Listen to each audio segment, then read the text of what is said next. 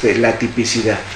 Ok, bien, hablar de los orígenes de la tipicidad, concretamente hablando, tenemos que partir primero en estos términos. A partir de 1871 surge un filósofo, Frank von Liszt, quien es el primer personaje, vamos a decirlo así, quien se dedica a estudiar al delito desde el punto de vista dogmático. ¿Qué quiero decir con esto? Que empieza a estudiar al delito desde el punto de vista científico y sistemático. ¿Qué nos va a ayudar con esto? ¿Qué nos lleva a esto?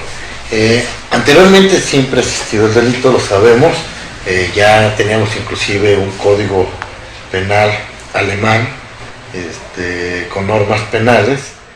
Ahora lo podemos decir tipos penales en concreto, antes de 1871.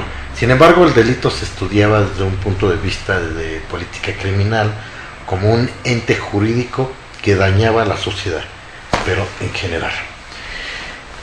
Hasta la llegada de este autor es que empezamos a estudiar al delito desde el punto de vista científico, dogmático.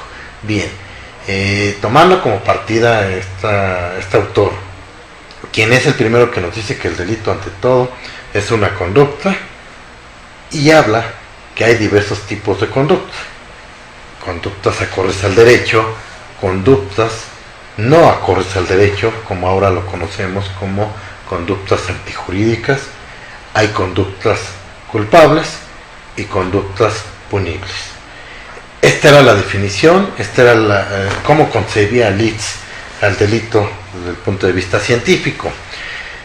Y es hasta entonces, como antecedentes jurídicos históricos de la tipicidad, es hasta el año 1906, con otro filósofo también, de nombre Ernesto Belling, quien realmente le debemos el concepto de tipicidad. 1906.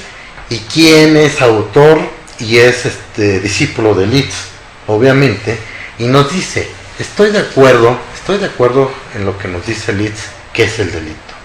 Delito antijurídico, es una conducta antijurídica, culpable y punible. Sin embargo, él, siguiendo estudiando esas normas penales de aquel entonces, en Alemania, encuentra y describe que antes de que esa conducta sea antijurídica, nos dice que la conducta debe ser típica. Y ahí surge el concepto de tipicidad. A él se lo debemos. ¿Y por qué nos dice esto? Porque él veía que antes de que el sujeto violara el deber jurídico que le imponía la norma penal, como era la prohibición de cometer un delito, teníamos primero que adecuar esa conducta a un tipo penal, y él le da esa norma penal, le da el nombre de tipo penal. A él se lo debemos, ese concepto que ahora comúnmente lo utilizamos en las pláticas jurídicas que tenemos.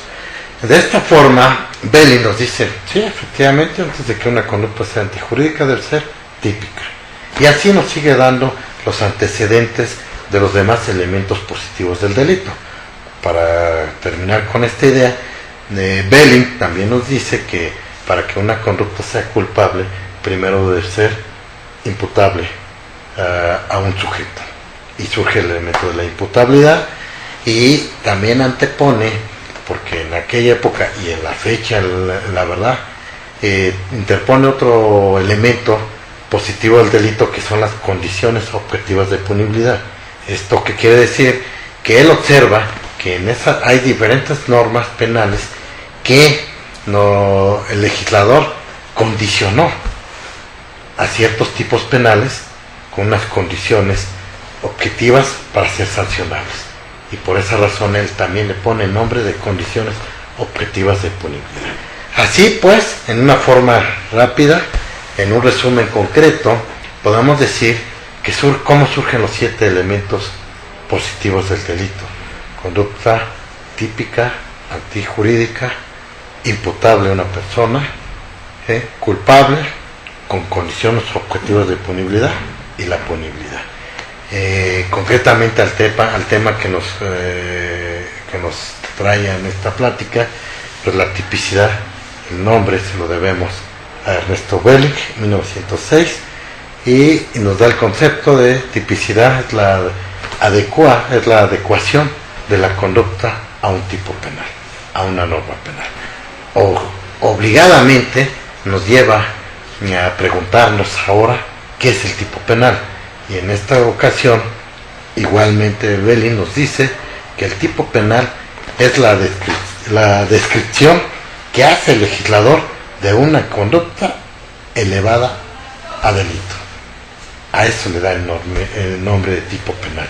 A él le debemos el concepto que anteriormente conocíamos como norma penal en general.